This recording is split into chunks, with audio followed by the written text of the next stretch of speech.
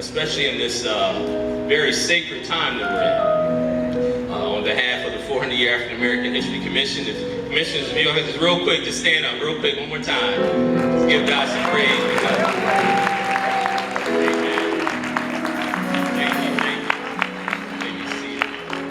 Do that because we got filled up with some chicken before we came here. So make sure they don't go to sleep. Amen. Amen. Such an awesome privilege to be here in your presence, and such a prestigious event. As was introduced, my name is Dr. Joseph Green. I'm a pastor of Antioch Assembly in Harrisburg, Pennsylvania. Also the founder of the 2019 movement, and also the chairman of the 400-year African American History Commission. And that's a great privilege and an honor. Most of you may be familiar with the commission, and it was signed into law by the president January 2018, and it is law 115-102. Got it right, that gives us the power of the federal government that we are to go forth and to commemorate the 400 years of the African American experience here in the United States since 1619. And again, it's a pleasure. And also, I got to give a special shout out to our executive director, Ms. Addie Richburg.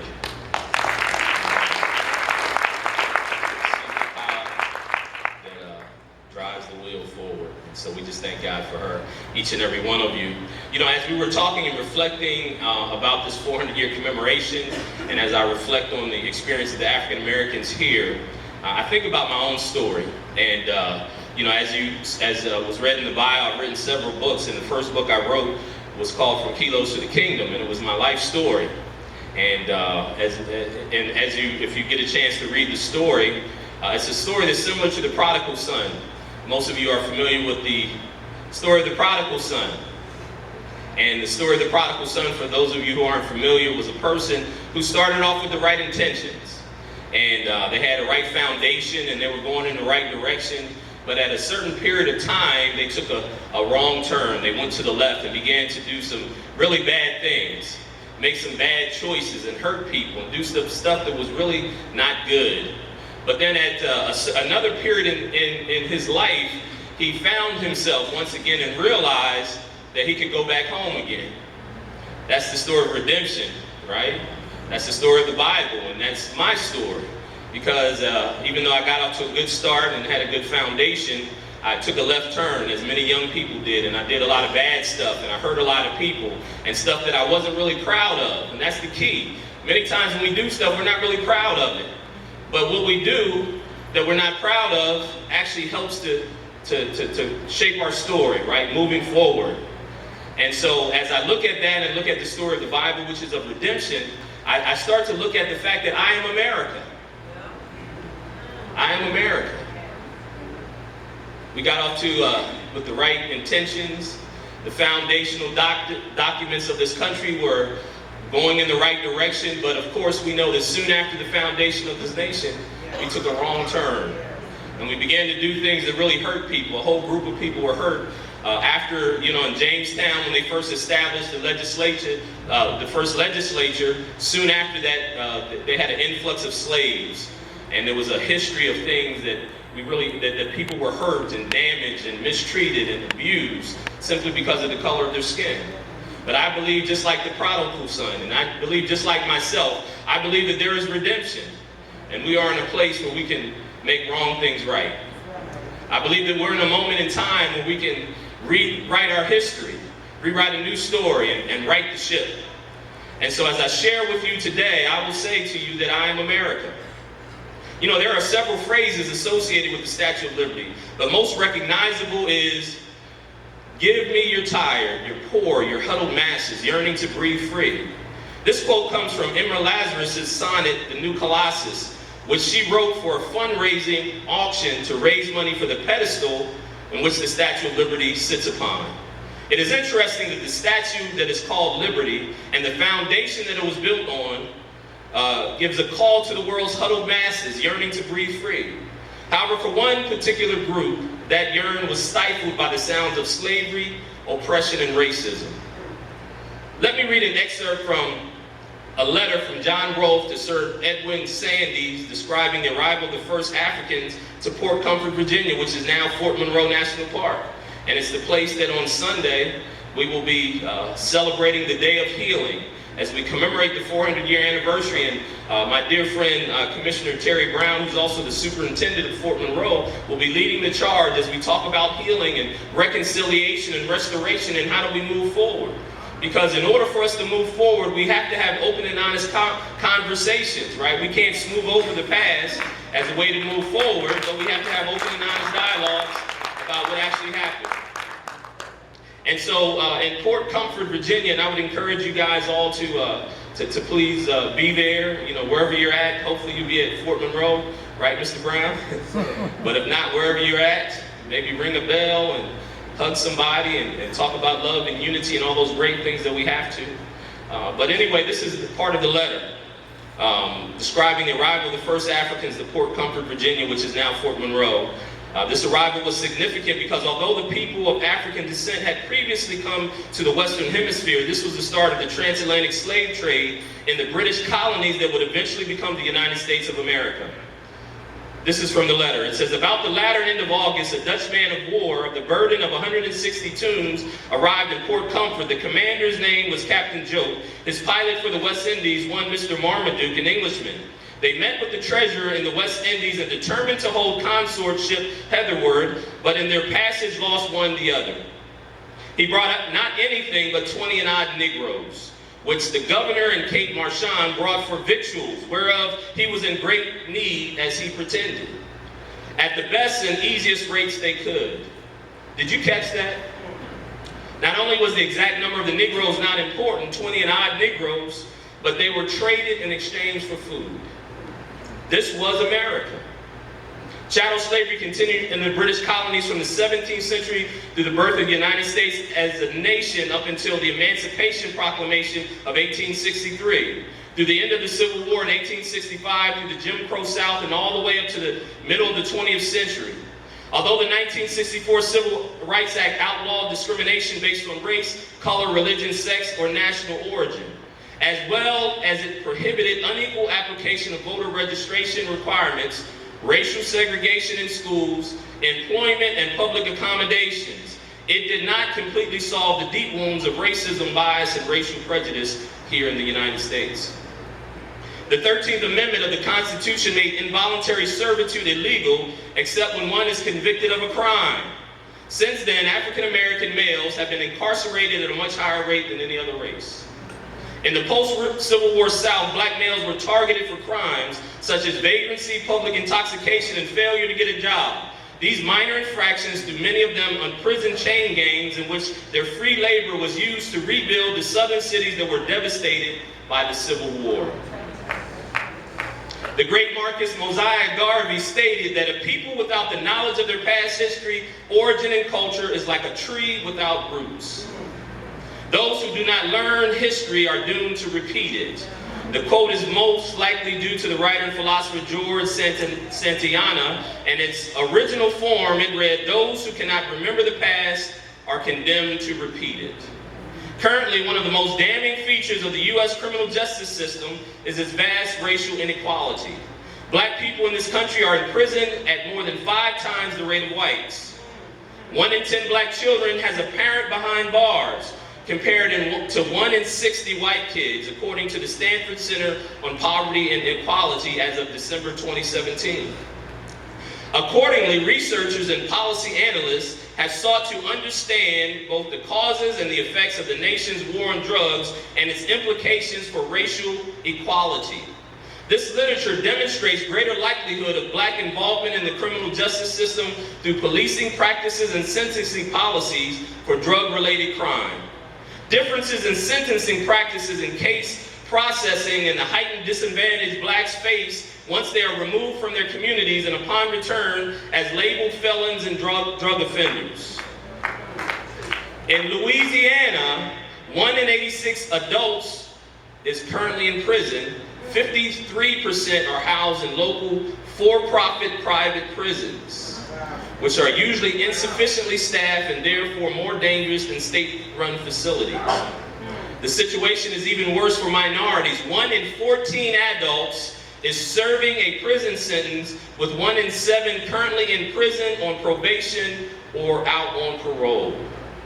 The National Center for Health Statistics said that in 2015, 77.3% of non-immigrant black births were out of wedlock. The national non-immigrant average is 42%, and it was 30% for whites. The record U.S. Center for Disease Control reported on abortion in the U.S. concluded that while abortions are in decline, there are a disproportionate number of minority abortions. According to the CDC report, the rate of abortion among African American women is far higher than those among white American women. While black women make up only about 6% of the U.S. population, they account for 35% of abortions reported. That doesn't include unreported and underreported abortions. In some areas in the United States, the percentage of black women who had abortions in 2015 was noticeably and disproportionately larger than the percentage of white women who did. In Georgia, for example, where blacks make up 32.2% of the population and whites make up 60.8%, black women had 62.4% of abortions, while whites only had 24.7%. In New York City in 2015, more black children were aborted than were born alive. Do you understand that we're at a time in America where black people are not replacing themselves, and our population is dwindling? We used to be the number 2 minority group, the number 2 group. Now we're down to 3, and some people say we soon will be 4. I heard Dr. Claude Anderson once say that if we didn't get anything that we needed when we were number 2, can you imagine when we're number 4? In September 2017, the LA Times article states the following statistics. African Americans were worse off financially in 2016 than they were in 2000. The median income for African American households was $39,490 last year, according to the U.S. Census Bureau. It was $41,363 in 2000. I want to say that again. I want you to hear what I just said. 16 years later, the average income from African Americans went from $41,363 in 2000 to $39,490 currently. African Americans were the only racial group that the Census Bureau identifies that has been left behind. White, Asian, and Latino households have all seen at least a modest income gain since the year 2000. Black Americans have struggled for years to move up the economic ladder. They have a harder time finding jobs. Merely having an African American sounding name makes an employer less likely to hire someone, a National Bureau of Economic Research study finds. And we all know what names that is, right? There's some names that when you said it, you go, that's probably a black person. So what they're saying is many employers see that same name and say, that's probably a black person. And so they have a harder time finding jobs simply because of their ethnic sounding last name. The black unemployment rate is nearly double the white unemployment rate, and it's been that way since the Labor Department began keeping track of unemployment by the race in the 1970s. Black Americans also receive substantially lower wages than whites and Asians. This is America. In Martin Luther King's I Have a Dream speech, he stated, in a sense, we've come to our nation's capital to cash a check. When the architects of our republic wrote the magnificent words of the Constitution and the Declaration of Independence, they were signing a promissory note to which every American was to fall heir. This note was a promise that all men, yes, black men and white men, would be guaranteed the unalienable rights of life, liberty, and the pursuit of happiness. Although we have had our struggles, our highs and our lows, we still endure. We are America. We have fought in every war that this nation has been in since its inception, including the Revolutionary War. We have fought for the freedom of this country, even when that very freedom escaped us. I was thinking about, speaking of checks, I saw that there was a check that was returned earlier in this program. And if you need a place for that check to go, I'd be more than willing to talk with you afterwards. As a favor to you, Pastor. Amen. Amen. The great Muhammad Ali, after winning a gold medal on behalf of the United States in the 1960 Olympics in Rome, is reported to have thrown his gold medal in the Ohio River in his hometown of Louisville, Kentucky, after being refused service in a whites-only restaurant. Jesse Owens, a black man, entered Hitler's Colosseum and destroyed the theory of Aryan physical supremacy. Owens made a public spectacle of Hitler's German Ubermen by winning 4 gold medals in the 1936 Berlin Olympics. Owens was given a ticker-tape parade in New York, but when he arrived at the Waldorf Astoria Hotel for a reception in his honor, he was instructed to take the service lift rather than the normal guest lift, which was reserved for whites. We are America. Dr. Shirley Jackson, a black woman, invented the touch-tone phone and the caller ID. Had to be a black woman that did that, right? Y'all always on the phone. I'm sorry. Is that sexist? Was that wrong? I'm sorry. I repent, Lord. Forgive me. Amen. You know I'm telling the truth, though. If you can't say amen, just say ouch. Look, see, I can talk stuff now, Ron. My wife's not here. So. Amen. Louis Latimer, a black inventor, invented the carbon filament, which without it makes Thomas Edison's light bulb incapable of lighting. Otis Boykin invented the IBM computer and the pacemaker, an invention that has allowed millions of people with heart problems to live relatively normal lives. Dr. Charles Drew was a physician, a surgeon, and a medical researcher who worked with a team at Red Cross on groundbreaking discoveries around blood transfusions. In World War II, he played a major role in developing the first large-scale blood banks and blood plasma programs. We have planted fields of crops, built cities and factories, sometimes for free. We have shaped Western culture with our music, our dance, and our artistry. All modern music is said to have originated from the blues and jazz, both inventions of African Americans. The whole world sings our songs. I heard a rapper once state that when he went to Japan to do a concert, he was surprised that the Japanese young people could recite word for word his rap song, even though they couldn't even speak English.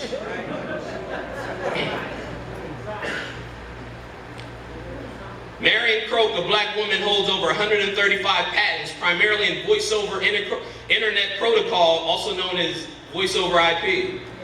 In some and other areas, she has another 100 patents currently under review. Elijah McCoy invented the lubricating cup that revolutionized the steam engines in the railroad industry. The lubricating cup met with enormous success, and orders for it came in from railroad companies all over the country. It was so popular that when other inventors attempted to steal his idea and sell their own versions of the device, companies were not fooled. They insisted on the authentic device, which is where we get the term the real McCoy from. We are America. Dr. King stated that we refuse to believe that the Bank of Justice is bankrupt. We refuse to believe that there is insufficient funds in the great vaults of opportunity of this nation. And so we've come to cash this check, a check that will give us, upon demand, the riches of freedom and security and justice. In the words of Sam Cooke, change is coming. Carter G. Woodson, an author, historian, and journalist, the man who started the concept of Black History Week, which later became Black History Month, is stated as saying, if a race has no history, if it has no worthwhile tradition, it becomes a negligible factor in the thought of the world, and it stands in danger of being exterminated. Those who have no record of what their forebears have accomplished lose the inspiration which comes from the teaching of biography and history. Woodson goes on to say, if you make a man feel that he is inferior, you do not have to compel him to accept an inferior status, for he will seek it himself. Although we have a rocky past, the road has been a tough one to travel, and hope has often been deferred. However, we have endured, we are resilient, we have looked some of the toughest and most vicious oppression in the eyes. We have absorbed some of the most vile hatred and bigotry. Yet we have not wavered nor faltered. We still move forward. We have prospered, we have created, we have cried, and we have laughed. But as Maya Angelou stated, still we rise.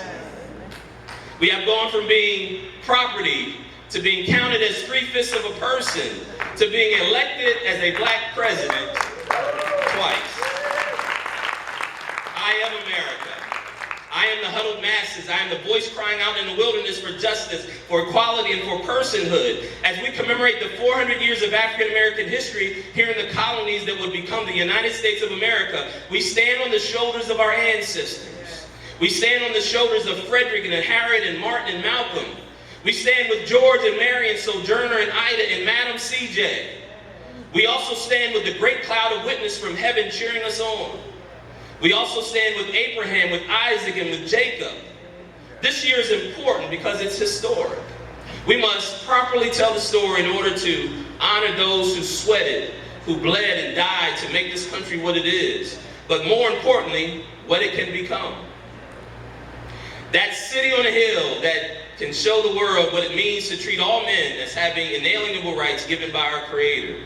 It is important that we show the world that every life has worth, and that all people were made in the image and likeness of God, and that they have a destiny and a purpose.